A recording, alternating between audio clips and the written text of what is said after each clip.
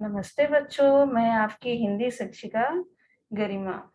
बच्चों, आज हम लोग हिंदी में कविता सीखेंगे। कविता का नाम है बच्चों नदी कंधे पर। ठीक है बच्चों, कविता का नाम है नदी कंधे पर। और इस कविता के कवि हैं प्रभुदयाल श्रीवास्तव जी।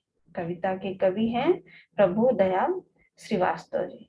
तो बच्चों, ये कविता पढ़ने से पहले हम लोग क्या करेंगे, पहले इसके बारे में जान लेते हैं कि ये कविता प्रभुदयाल श्रीवास्तव जी क्यों रचे हैं। ठीक है बच्चों, तो यह कविता बच्चों, इस कविता के कवि जो है प्रभुदयाल श्रीवास्तव जी, यह कल्पना पर आधारित यह कविता रचे हैं। कवि कल्पना करते हैं कि यदि हम नदी को कंधे पर उठाकर अपने घर ले आते तो कैसा आनंद आता, तो कैसे हम लोग प्रसन्न हो जाते। ठीक है बच्चों, तो आप लोग इतना समझिए कि यह कविता जो है कल्पना पर आधारित है। इस कविता में जो भी लिखा गया है, जो भी कहा गया है, कवि कल्पना कर रहे हैं। ठीक है बच्चों, तो हम लोग कविता देखते हैं। देखिए कविता है, ये अगर हमारे बस में होता नदी उठाकर घर ले आते। कवि क्या कल्पना करते हैं, कहते हैं अगर हमारे बस में होता नदी उठाकर घर ले आते, कि अगर हमारे बस में होता, हमारे कंट्रोल में होता, तो हम लोग क्या करते, नदी को उठाकर घर ले आते। अपने घर के ठीक सामने उसको हम हर रोज बहाते। नदी उठाकर लेकर आते और अपने घर के सामने रख देते, और घर के सामने उसको हर रोज बहाते। हर रोज का अर्थ हो गया बच्चों प्रत्येक दिन उसको घर के सामने रखकर बहाते। और क्या करते बच्चों, कूद कूद कर उछल उछल कर हम मित्रों के साथ नहाते। कवि कहते हैं कि नदी उठाकर लेकर आते, घर के सामने रख देते, और उसको प्रत्येक दिन हम लोग बहाते, और उस नदी में कूद कूद कर और उछल उछल कर हम अपने दोस्तों के साथ, मित्रों के साथ नहाते हैं। ठीक है बच्चों, आगे देखिए कवि क्या कहते हैं। कभी तैरते कभी डूबते, इतराते गाते मस्ताते। कवि कहते हैं कि कभी तैरते कभी डूबते। कवि कहते हैं कि नदी में कभी तैरते और कभी डुबकी लगाते, इतराते गाते मस्ताते। तो इतराने का अर्थ होता है बच्चों खुश होना।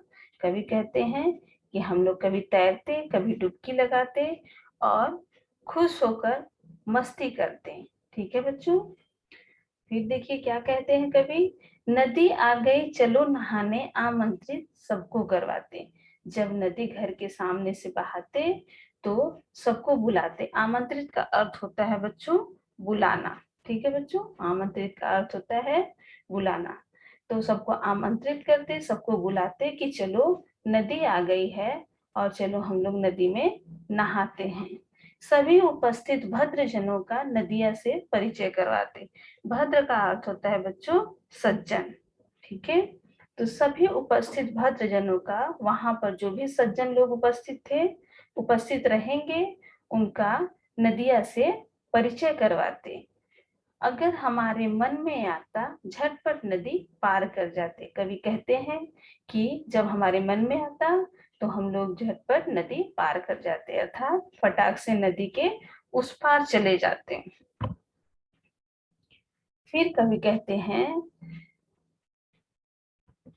खड़े होकर उस पार नदी के मम्मी मम्मी हम चिल्लाते। कवि कहते हैं कि नदी के उस पार खड़े होकर हम लोग मम्मी मम्मी चिल्लाते, मम्मी मम्मी आवाज लगाते। शाम ढले फिर नदी उठाकर अपने कंधे पर रखवाते। जब शाम हो जाता, ढलने का अर्थ होता है बच्चों बीतने बीतने पर, अर्थात जैसे सुबह जब बीत जाता है, शाम हो जाता है, तब उसको बोलते हैं शाम ढले, मतलब शाम ढल गया है।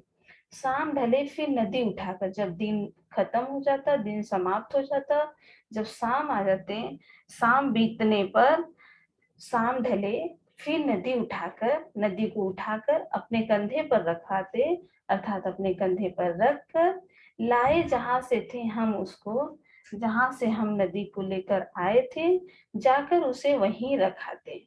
हम लोग जाते और नदी को फिर वहीं पर रखाते।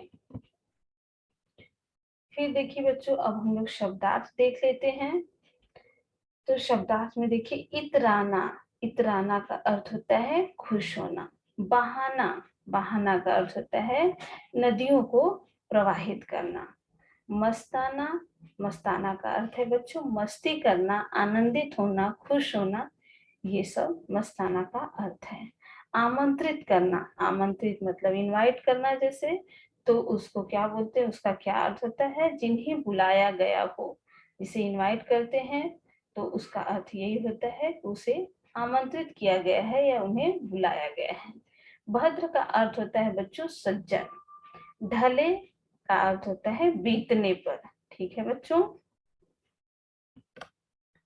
अब हम लोग देखते हैं काव्य पूर्ति। काव्य पूर्ति का अर्थ है बच्चों, जो आपको कविता की पंक्ति दी गई है उसे पूरा करने के लिए, अर्थात पूर्ति का अर्थ होता है पूरा करना।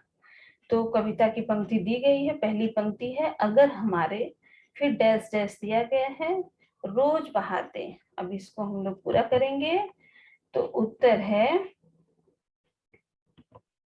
अगर हमारे बस में होता, नदी उठाकर घर ले आते, अपने घर के ठीक सामने उसको हम हर रोज बहाते। ठीक है बच्चों, अभी दूसरी पंक्ति देखते हैं। तो दूसरी पंक्ति में दिया है खड़े खड़े, फिर डैश डैश, लास्ट में दिया है रखवाते। तो उत्तर देखते हैं, कविता की पंक्ति क्या है, खड़े खड़े उस पार नदी के, मम्मी मम्मी हम चिल्लाते, शाम ढले फिर नदी उठाकर अपने कंधे पर रखवाते। ठीक है बच्चों, ये कविता की पंक्ति पूरी हुई। अब हम लोग प्रश्न उत्तर देखते हैं। तो प्रश्न 2 है, निम्नलिखित प्रश्नों के उत्तर एक एक वाक्य में लिखिए। ये एक वाक्य में इसका उत्तर लिखना है आपको। तो पहला प्रश्न क्या है, कवि की क्या कल्पना है, क्या है, कवि की क्या कल्पना है। ठीक है, कवि क्या कल्पना करते हैं, कवि की कल्पना है कि यदि हमारे वश में होता तो नदी को उठाकर हम अपने घर पर ले आते। कवि कल्पना करते हैं कि काश ऐसा होता कि हम, हमारे वश में होता और हम नदी को उठाकर अपने घर पर ले आते। प्रश्न 2 देखिए बच्चों, कवि नदी को कहाँ बहाते, कवि कहाँ बहाने की बात करते हैं नदी को। तो उत्तर है कवि नदी को अपने घर के सामने बहाते हैं। ठीक है बच्चों, कवि जो है नदी को अपने घर के सामने बहाने की बात करते हैं। प्रश्न 3 देखिए, नदी के पार खड़े होकर कवि क्या करते, नदी के पार खड़े होकर कवि क्या करते। तो उत्तर देखिए, नदी के पार खड़े होकर कवि मम्मी मम्मी चिल्लाते।